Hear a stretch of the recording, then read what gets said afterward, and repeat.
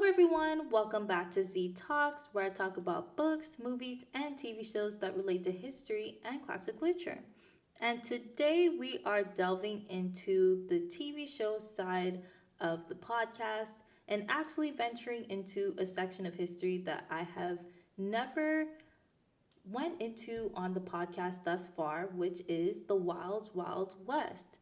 And to do that, we will be looking at the action packed TV show Wyatt Earp and the Cowboy War. Now, even though the title says that it was a war, I will just say it was a really intense beef, which almost did turn into an all out war. But let me not spoil the episode before we even say anything about the plot. So, without further ado, let's get into it.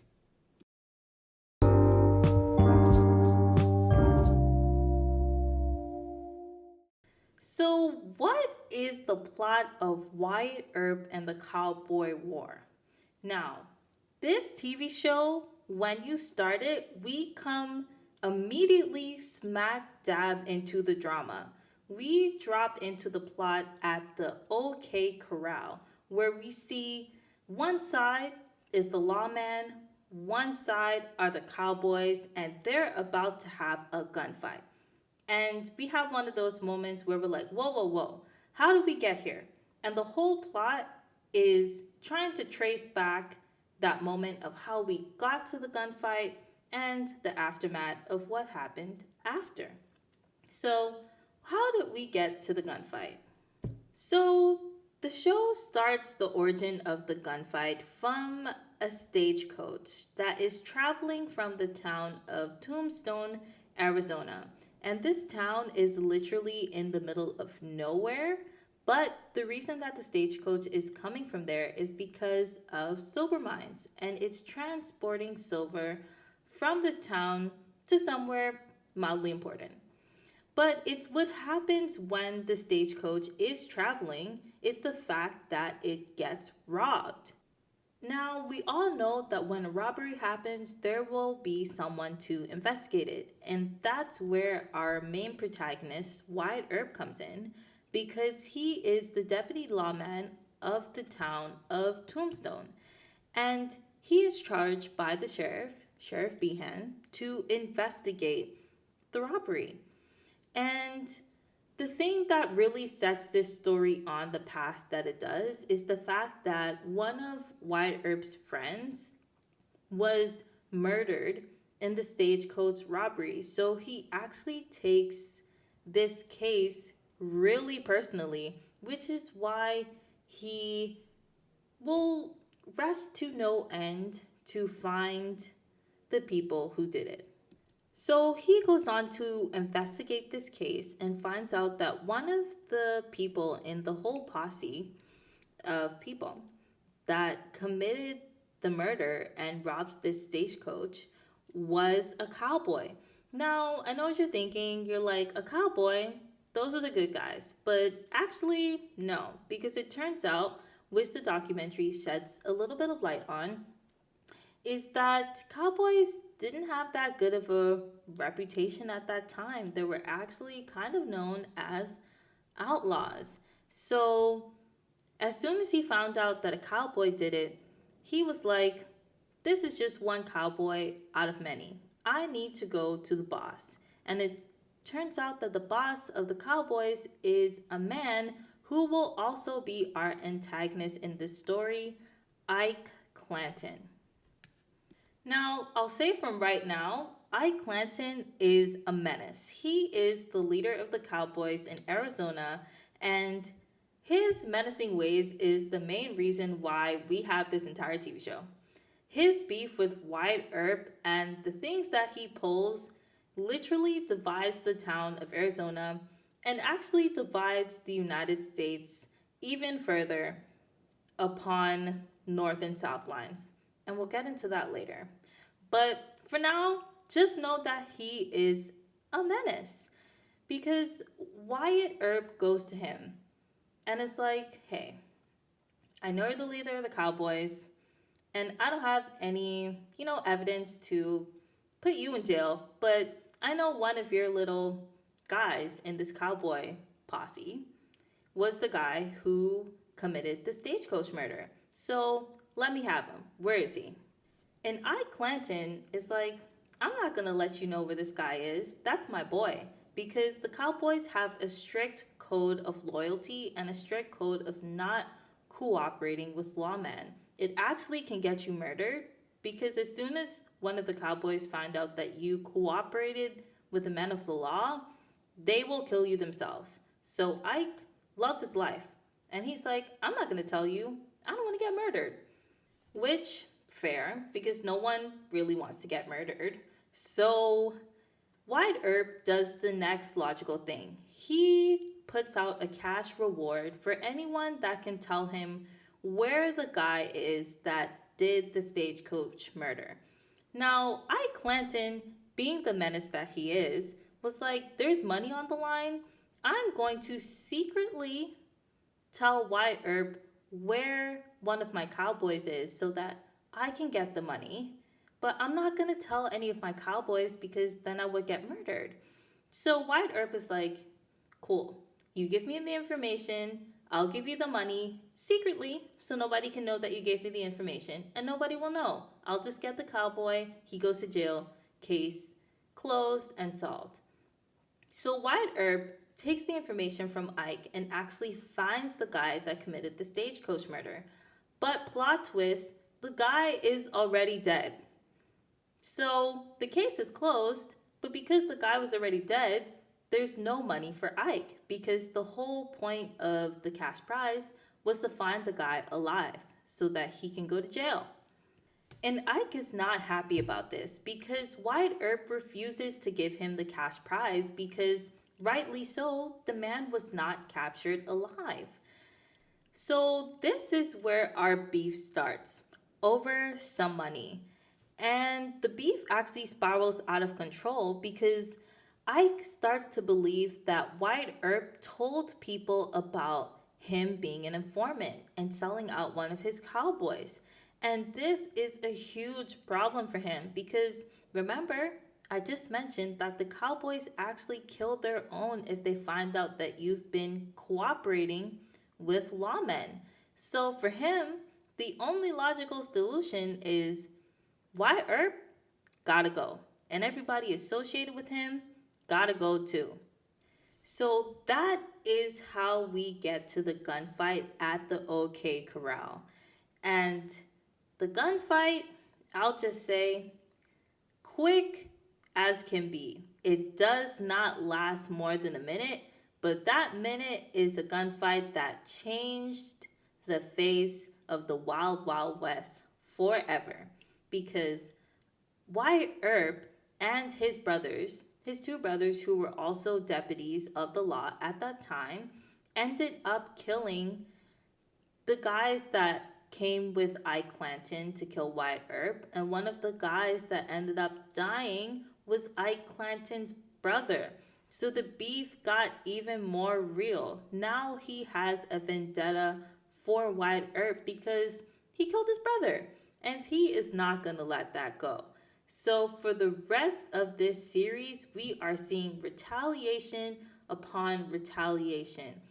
And it's not looking good for Wyatt Earp because his boss, the sheriff, is actually in the pockets of the cowboys. So when the sheriff, is called upon to investigate the murder of the cowboys, he actually turns against his own deputies and has the Earp family, Wyatt Earp and his two brothers, put on trial for the murder of the cowboys, even though they were acting in the capacity of the law as lawmen to put these men down because they came to murder them.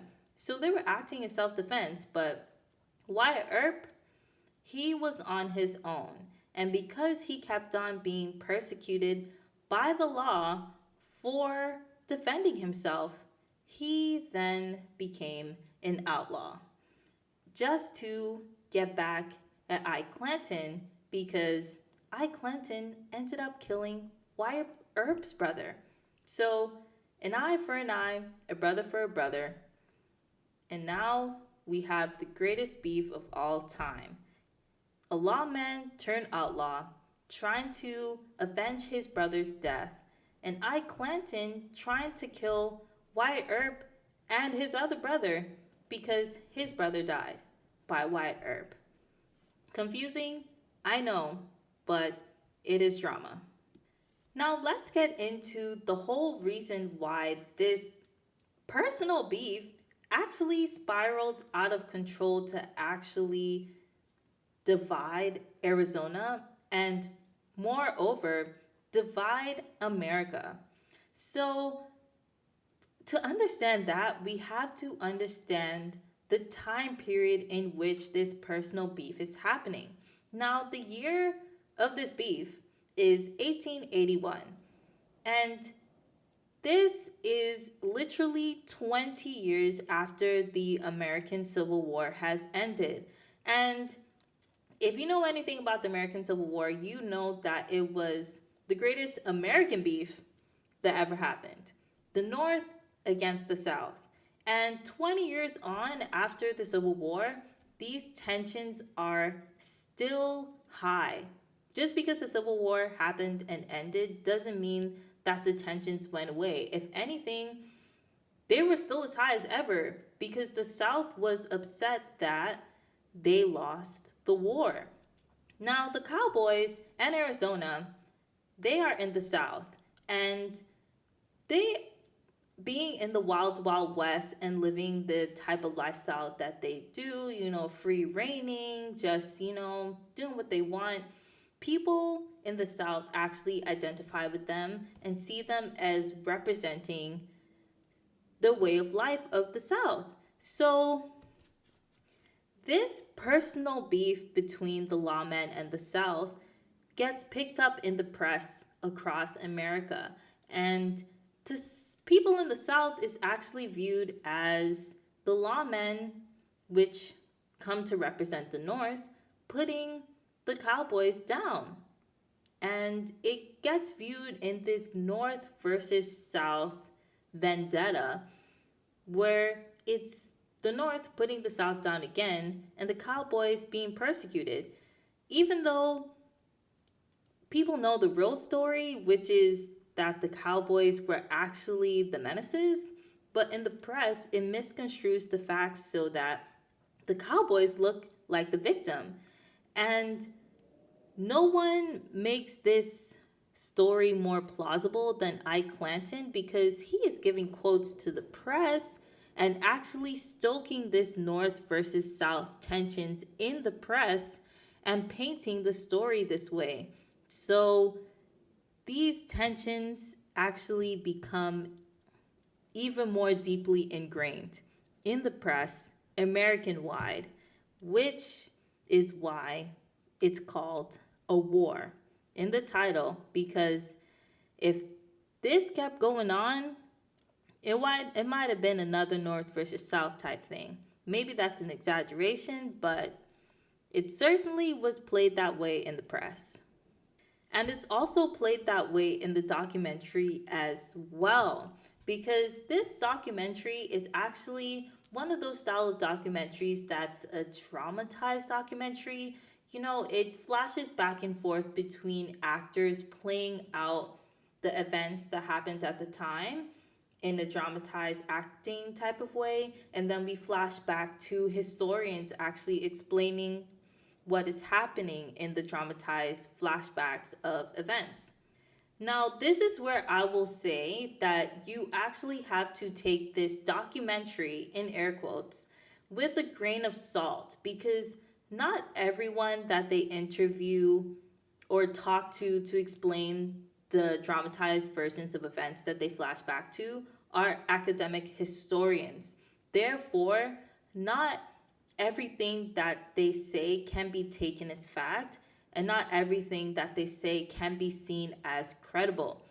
And because we do flash back in the TV show to dramatized versions of events, it is therefore dramatized. Some facts are exaggerated, overplayed, some facts are looked at more than they should, and some facts are just left out because it doesn't fit the narrative and it doesn't fit the dramatized storyline.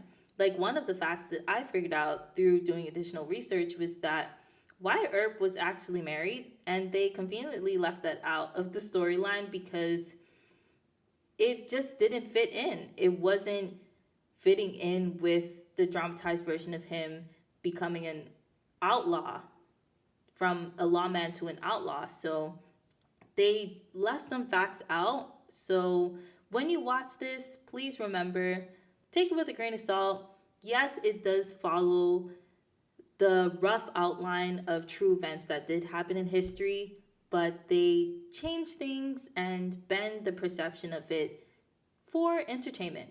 It's for your entertainment. So keep that in mind while you watch this show. But having said that, I will say that that is one of my favorite parts of this show. Actually, the fact that they dramatized it. Because I don't know about you, sometimes I just want to be entertained. Not everyday facts, not everyday hardcore history TV shows. Sometimes I just want the drama. Sometimes I do want things to be exaggerated. And they did that really well. So for me, that was my favorite part of this whole show. The fact that they did have actors that played out the events and you got to put faces to the names. And it just wasn't facts being read by historians, but you get to be immersed in the culture of the Wild Wild West at that times and feel the political tensions being played out in the press between the North and the South, and seeing in real time in the show how a personal beef got played up so much that it actually made people on a national scale pick sides for who they were rooting for. Like, people literally read the press and were saying, I'm on the side of the Cowboys, or I'm on the side of the lawmen. And this actually polarized politics through the lens of the press and caused a national divide because people were seeing this story being played out in real time on the press. And it was entertaining, but it also revived old tensions of North versus South and actually created an atmosphere that was so tense that you could literally touch it. But also, just because I'm baking up this show so much doesn't mean there aren't stuff about it that I didn't like, or something in particular that I didn't like about it specifically, which is one of the plot lines. And the plot line is about JP Morgan. Now, if you know anything about JP Morgan, you will know that he was insanely rich. He was an American businessman that worked in finance and banking, and the show highlights him in the story.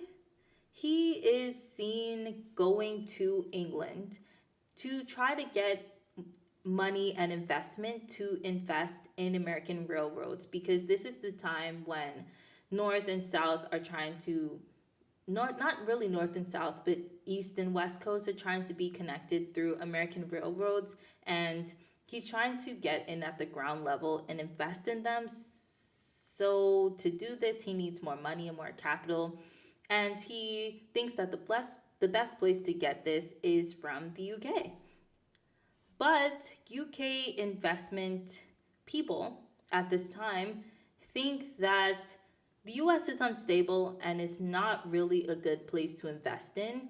And the stories coming out about the sheer drama of Wyatt Earp and Ike Clanton having a beef in the US is not helping his prospects of getting investment, because it kind of plays in and confirms the narrative that the US is unstable and that they're just lawless and it's not a good place to put your money because it can't be protected.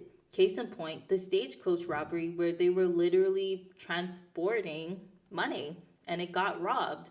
And the stagecoach robberies didn't stop there. It actually increased.